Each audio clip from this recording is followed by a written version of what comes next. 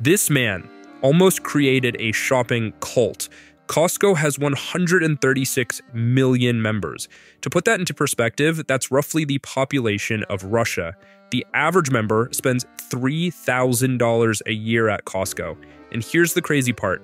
93% of them renew their membership every single year. That's not customer loyalty, that's addiction. In a story that's basically a revenge movie, this guy got rejected twice. And instead of crying about it like I would, he built an empire so massive that he literally forced American companies to keep their prices low. And America's wallets have been thanking him ever since. But here's where it gets dark. Not everything about Costco is sunshine and free samples. This company uses psychological tactics so manipulative that honestly, I don't know if they're even ethical. These tricks can make you walk in for milk and walk out with a kayak. And the scariest part, you feel good about it. You don't even know you've been played. However, America's most beloved store is facing an existential crisis right now. And if they don't figure it out soon, Costco might not survive the next decade. And it all started with a single dinner with this man, Jeff Bezos. Yeah, that Jeff Bezos. Trust me, bro. I've researched a lot of stories for this channel, and this one had me glued to my screen. By the end of this video, you will never walk into a Costco the same way again. It is December 2025, and you're watching Weewipedia, where billion-dollar companies become bedtime stories. Except you won't fall asleep, hopefully. This story begins in 1916, when a baby boy named Sol Price was born. And yes, his last name is Price. The man who would dedicate his entire life to lowering prices across America was literally named Price. Imagine if his name was Rob Banks. As a child, he developed an eye defect that made his left eye droop, and it made him super self-conscious. But he looked at his problems and said, "I'm going to overachieve so hard that nobody will notice my eye." He skipped 2 grades in school. Sol grows up, goes to law school, and becomes a lawyer in San Diego. A really good one. One of his clients was a woman who owned a jewelry store. One day, she noticed something strange. A store in Los Angeles called Fedco, remember that name, was ordering huge amounts of jewelry, like weird amounts. Something didn't add up, so she asked Sol to investigate. Sol drove to LA expecting to find fraud. Instead, he found his future. He walked into Fedco and his mind exploded. This wasn't a normal store. It was a massive warehouse packed wall to wall with people. And prices so low, they felt illegal. Sol immediately saw the potential. So what did he do? Sol, being the ambitious guy he is, walked straight up to Fedco's management. He said, "Let me be your partner. Let me bring this to San Diego." And they immediately said no. Sol asked again. Maybe they didn't hear him right. And they said no. Again. But here's the thing about rejection. For normal people, it's the end of the story. For Sol Price, it was chapter 1. And trust me, this rejection was nothing compared to what's coming later. But we'll get there. So, instead of going home and crying, Sol Price said the 4 most dangerous words in business history. "I'll do it myself," and decided to build his own Fedco.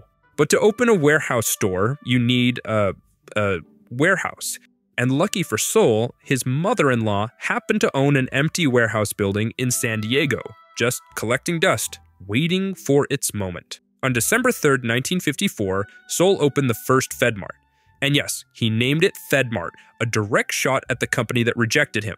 It's like naming your firstborn child after your ex. But Sol didn't just copy Fedco. He went to war with them. Fedco charged $5 for membership. Sol charged $2. Then he added gas stations with prices so low, people drove across town to fill up their tanks. Then he added a pharmacy, and this is where things got dark. Sol's medicine prices were so ridiculously low that a local pharmacist literally threw rocks through the window of Sol's pharmacy. In the first year alone, FedMart made $3 million in sales. FedMart was a hit. Everything was perfect, which in any good story means something terrible is about to happen. Now, let's meet our second character in this story, Jim, an 18-year-old kid who got a part-time job as a grocery bagger at FedMart. Just a teenager putting cans in bags for minimum wage. Remember him. But Wee, why do I need to know about some random bagger? Are you playing with us? Listen, we've been together for 5 minutes now. If you don't trust me by this point, this relationship isn't gonna work. Just stick with me. Okay, back to Saul. By the early 1970s, Saul Price was around 60 years old, and he was tired. Giant corporations like Kmart, Walmart, and Target had shown up to the party with unlimited budgets that made FedMart look like a lemonade stand. Saul was a genius, but he wasn't a billionaire. So he made a decision: find a partner. Someone with deep pockets who could help FedMart compete. And he found Hugo Mann. On paper, he was the perfect partner. So, in 1975, Saul sold 2/3 of FedMart to Hugo Mann, thinking they would build something incredible together. And that decision would turn out to be the biggest mistake of his life. So how did this beautiful partnership go? The partnership lasted about as long as my last relationship. At the very first board meeting, Saul and Hugo got into a screaming match. Not even a honeymoon phase, just straight to the divorce. And Hugo moved fast. Within months, he fired Saul from FedMart. But firing Saul wasn't enough. Hugo wanted to humiliate him, so he changed the locks on Saul's office door. Saul Price showed up to work one morning, put his key in the door, and nothing. It didn't work. The man who built the entire company was now standing in the hallway like a lost intern on his first day. No, I think he was on an ego trip. I think he figured he was going to become the retailing giant in the world. Now, most 60-year-olds who get fired and publicly humiliated would take the hint: retire. Go play golf and spend his remaining years telling strangers how he used to be somebody. But Saul's last name was Price, and a Price doesn't quit. Within 1 week of getting locked out, Saul signed a lease on a new office. And guess where? Same building, 1 floor up, directly above his old FedMart headquarters. Every single day, Saul rode the elevator past the floor where they changed the locks on him, and he just pressed the button for 1 floor higher and kept it moving. In his new office, Saul hung a sign on the door: The Price Company, and above his desk, 3 words: do it now. This sounds like a movie. It sounds like something a Hollywood writer made up to win an Oscar. But this is real life. So Saul has an office 1 floor above his enemies, a head full of revenge, and absolutely no store. He needed a location, and because the story refuses to be normal for even 5 seconds, Saul found a remodeled airplane hangar in San Diego. Saul and his son Robert raised $2.5 million to launch it. Not from banks, not from investors, from his family, his neighbors, probably even his dentist. If he failed again, Saul wouldn't just be broke. He'd be uninvited from every family gathering until the end of time. On July 12, 1976, the first store opened its doors, and he named it Price Club. Hold on, what is Price Club? Where is Costco? Did I click the wrong video? Guys, chill. I know your attention span has been destroyed by TikTok, but Saul Price didn't become a legend by being impatient, and neither will you. Costco is coming. So Price Club opens, and the first year was a complete disaster. The store was bleeding money, customers weren't showing up. Saul had bet everything on this, his savings, his family's money, and now he was staring at bankruptcy. Price Club was weeks away from shutting down forever. And then, out of nowhere, Saul got a phone call, a random call that would change everything. On the other end of the phone was the San Diego City Credit Union with a weird question. Hey, our members want to know if they can shop at Price Club too. Price Club was built exclusively for businesses, not regular people. So Saul's team did the logical thing and said, no, that's not what we do. Thanks for calling. But Saul was desperate. His family savings were on the line. Thanksgiving dinner was going to be awkward. So he stopped his team and said, let him in. That one decision saved everything. Word spread fast. Suddenly, thousands of regular people had access to Price Club, and they loved it. Turns out, normal humans also enjoy buying 47 rolls of toilet paper at once. Who knew? By 1980, Price Club went public and was generating $150 million in annual sales, from near bankruptcy to $150 million. Because Saul answered a phone call and said yes when his team said no. Oh, and FedMart? It collapsed.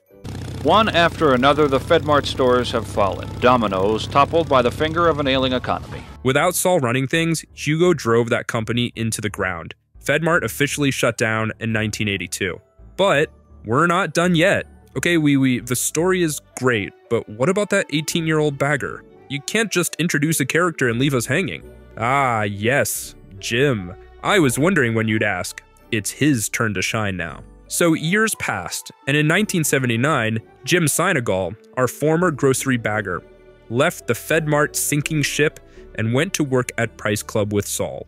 The grocery bagger found the grocery godfather. Jim learned everything from Saul. When someone later asked Jim what he learned, his answer was perfect. I didn't learn a lot. I learned everything. That's either beautiful or terrifying, depending on how you look at it. But Jim wasn't just there to be a student forever. He had his own plans. He partnered with a lawyer named Jeff Brotman, and together they decided to do something bold: steal Saul's idea and take it to Seattle.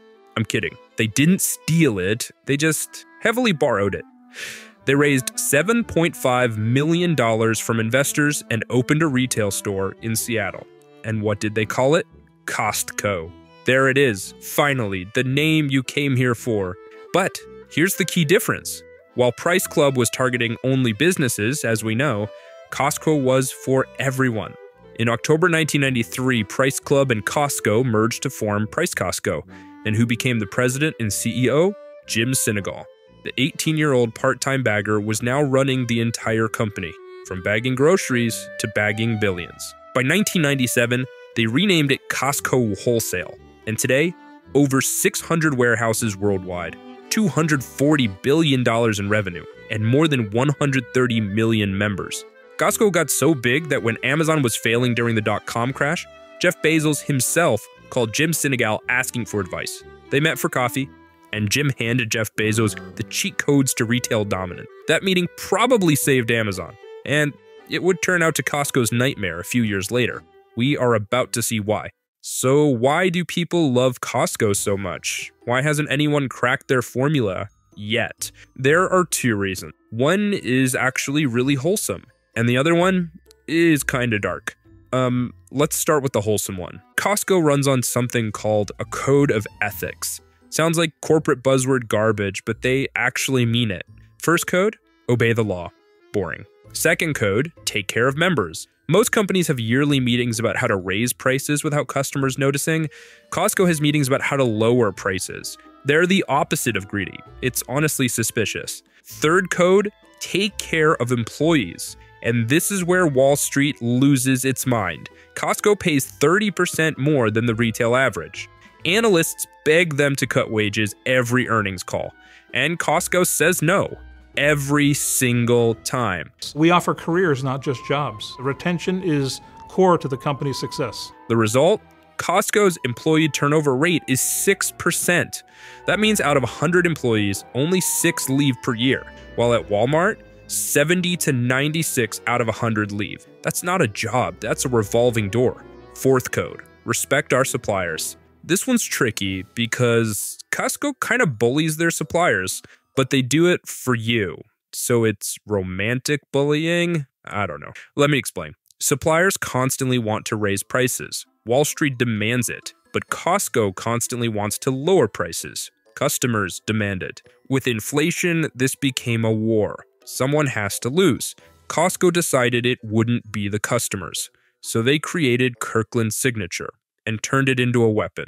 Costco went to suppliers and said, "You're going to make our Kirkland products, same quality as your fancy brand, 20% cheaper for customers. In exchange, we'll order millions of units." Suppliers had two options. Option 1, say yes, make Kirkland products, lower margin, but huge sales. Option 2, say no and watch your competitor take that deal and eat your lunch. Not really a choice, is it? That's like someone asking, would you like to get punched or would you like to not get punched? Most suppliers chose option 1. And that brings us to the fifth code, reward shareholders. And profit comes last. Wall Street hates it. Customers love it. That's why Costco has a cult following. But love alone doesn't explain the cult-like loyalty. Costco also uses some psychological tricks that are less wholesome. Time to talk about the dark side. Let me get straight into the first trick. Costco has 2 memberships, Gold Star and Executive. The second you pay, your brain does something stupid. It goes, I spent money. I must shop here now. Otherwise, that money is wasted. Congratulations, you just got manipulated before you even entered the building. This is called the sunk cost fallacy. It's the same reason you finish a terrible movie because you already watched an hour. But hey, if you're saving money anyway, win-win, right? Fine. Let's move to the second trick, the maze. Ever notice Costco has no aisle signs, no maps, no helpful directions? You walk in looking for toothpaste and suddenly you're in the furniture section questioning your life choices. That's not bad design. Costco deliberately builds their stores like mazes because when you don't know where things are, you wander. And when you wander, you see more stuff. And when you see more stuff, you buy more stuff. Studies show customers spend 30% more time in stores without aisle signs. You walked in for eggs, you left with a 6-person tent, and a sudden interest in kayaking. And the scary part is that you feel like you won. Third trick, the treasure hunt. Costco rotates products constantly. That jacket you saw last week? Gone.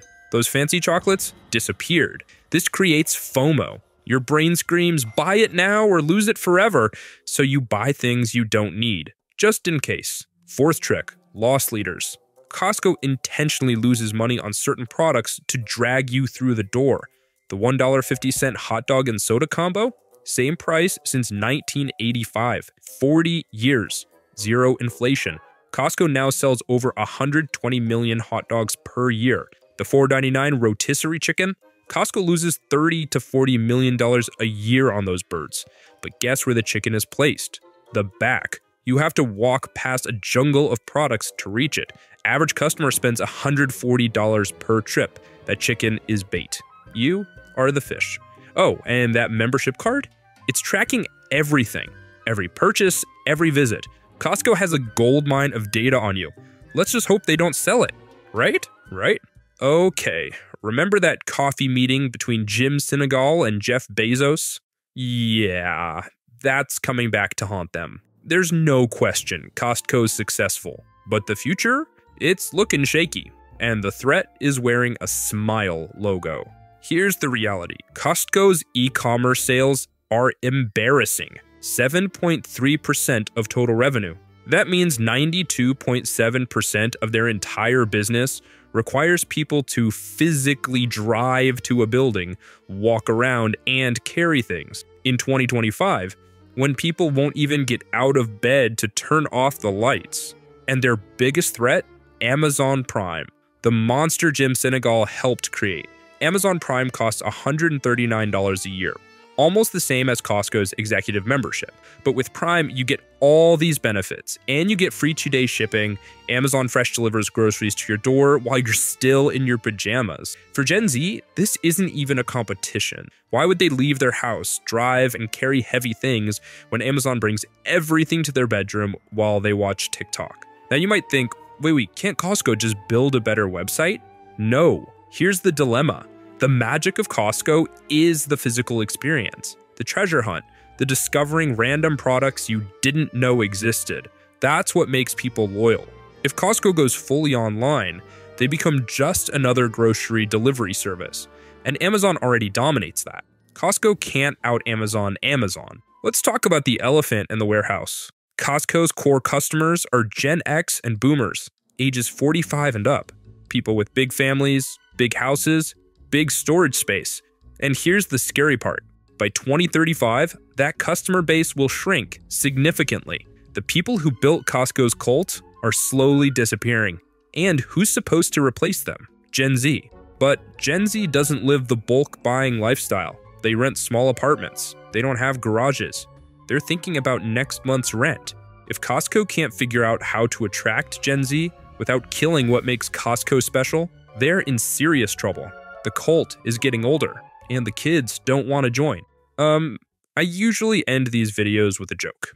something stupid to make you smile. But not this time. This time, let's pay tribute. Sol Price died on December 14th, 2009, age 93, in San Diego, the city that watched him get rejected, get betrayed, get locked out of his own building, and build 2 empires anyway. From FedMart to Price Club to Costco, Sol's philosophy never changed. He proved that you don't have to be evil to be successful, and 136 million members later, his vision is still alive. And honestly, that's what I'm trying to build here. The Costco of YouTube.